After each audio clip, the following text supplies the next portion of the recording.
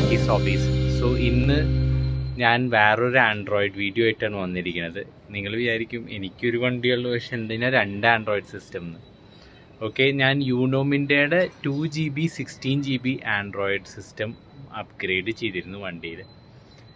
അത് നല്ലൊരു ബ്രാൻഡ് തന്നെയാണ് യൂണോ മിൻഡ. പക്ഷേ എന്താ ഉണ്ടായെന്ന് വെച്ച് കഴിഞ്ഞാൽ 2GB 16GB with Android auto and apple CarPlay ആയിരുന്നു സിസ്റ്റം.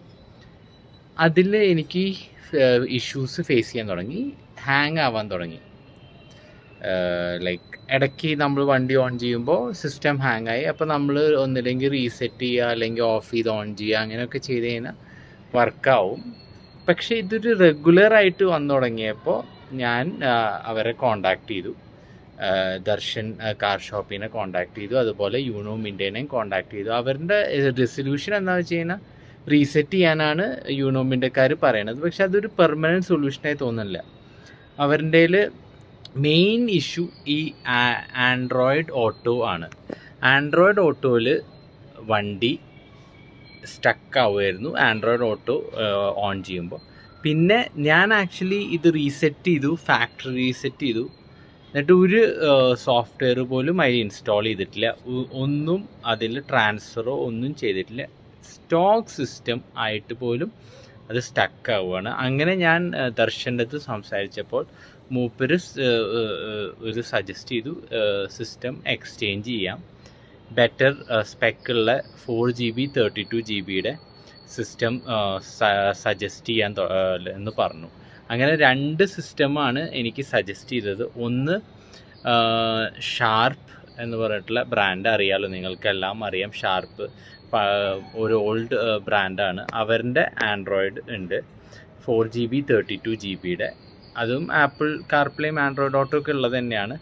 പിന്നെ അതിന് വേറൊരു ഫീച്ചർ എന്താണെന്ന് വെച്ച് കഴിഞ്ഞാൽ അതിന് AHD അല്ലെങ്കിൽ റെക്കോർഡിങ് കൂടി ഉണ്ട് ക്യാമറാസിൽ. ആ ഓപ്ഷനിലാണത്. അതുപോലെ തന്നെ ബ്ലാക്ക് ബസ്റ്ററിൻ്റെയും ഒരു 401 എന്ന് പറഞ്ഞ മോഡലും, അതും 4GB 32GB ആണോ 64 ആണെന്ന് എനിക്ക് ഉറപ്പില്ല. പക്ഷെ ആ മോഡലിലും 4GB 32GB തന്നെ, ആ മോഡലിലും ഇതുപോലെ തന്നെ അവൈലബിൾ ആണ്. പക്ഷെ അതിൻ്റെ ഒപ്പം 2 ക്യാമറാസ് ഫ്രീ ആയിട്ടും വരുന്നുണ്ട്. പക്ഷേ എനിക്ക് പ്രൈസ് വൈസ് നോക്കുമ്പോൾ അറൗണ്ട് 2000-ൻ്റെ ഡിഫറൻസാണ് ഈ ഷാർപ്പും ബ്ലോക്ക് ബസ്റ്ററും തമ്മിൽ. ബ്ലോക്ക് ബസ്റ്റർ 2000 കൂടുതലാണ് വിത്ത് ക്യാമറാസ്. പക്ഷെ എനിക്ക് ഈ ക്യാമറാസ് ഇപ്പോൾ ആവശ്യമില്ല. കാരണം എൻ്റെ വണ്ടിയിൽ ഓൾറെഡി 2 ക്യാമറാസ് സെറ്റ് ചെയ്തിട്ടുണ്ട്. അതിനി ഒരു ആവശ്യമില്ലാണ്ട് ഫിറ്റ് ചെയ്യേണ്ട എനിക്ക് ഇതില്ല. പിന്നെ ഇതിൻ്റെ ഒപ്പം വരുന്ന ക്യാമറ സ്ക്രൂ ഇൻ ചെയ്യണ ക്യാമറയാണ്. എൻ്റെ ഉള്ളത് ആണെങ്കിൽ ബട്ടൺ ടൈപ്പാണ്. അപ്പോൾ അതും കമ്പാറ്റബിളായിട്ട് എനിക്ക് ഇത്ര ഫീലായില്ല. അങ്ങനെ ഞാൻ അത് വേണ്ട, നമുക്ക് ഷാർപ്പിൻ്റെ സിസ്റ്റം തന്നെ നോക്കാമെന്ന് വിചാരിച്ചു. അങ്ങനെ ഞാൻ അത് എഗ്രി ചെയ്തു എക്സ്ചേഞ്ചിന്. അപ്പോൾ വിത്തിൻ 1 month ആയിട്ടുള്ളൂ. അപ്പോൾ അവരത് റിട്ടേൺ എടുത്തിട്ട് പുതിയ സിസ്റ്റം എനിക്ക് ഫിറ്റ് ചെയ്ത് തരാമെന്ന് പറഞ്ഞു. അതിൻ്റെ ടെക്നീഷ്യൻ ഇന്ന് വരും. അതാണ് ഞാനൊരു ഇൻട്രോ എടുത്തത്. ഇനി നമുക്ക് നോക്കാം എന്താണ് ഫിറ്റ്മെൻറ്റ്, പിന്നെ എൻ്റെ യൂസർ എക്സ്പീരിയൻസ് ഈ പുതിയ സിസ്റ്റം ഷാർപ്പിൻ്റെ 4GB 32GBയിൽ എന്താണ് എൻ്റെ എക്സ്പീരിയൻസ്, എന്താണ് ഡിഫറൻസ് ഞാൻ ഫീൽ ചെയ്യണത്. ഇതിൻ്റെ സോഫ്റ്റ്വെയർ ആയാലും അതുപോലെ തന്നെ ആൻഡ്രോയിഡ് ഓട്ടോ ആയാലും എല്ലാം നമുക്ക് ചെക്ക് ചെയ്യാം.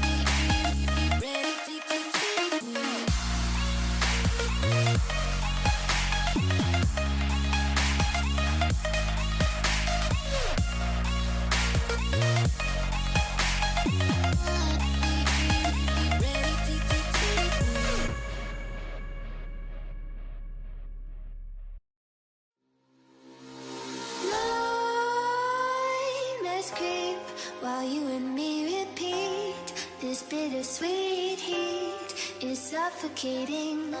I'm waiting and always hesitating. Kryptonite desires set my heart afire. Heart on fire.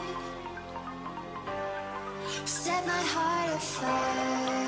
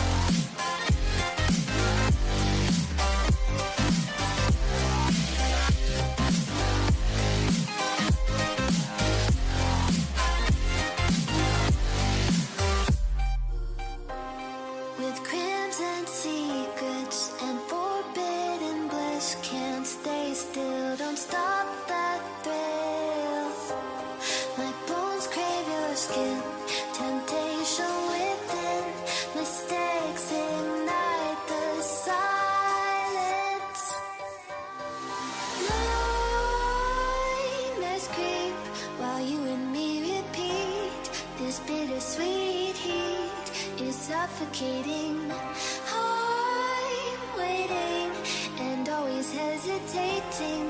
Kryptonite desires set my heart afire. Heart on fire. Set my heart afire.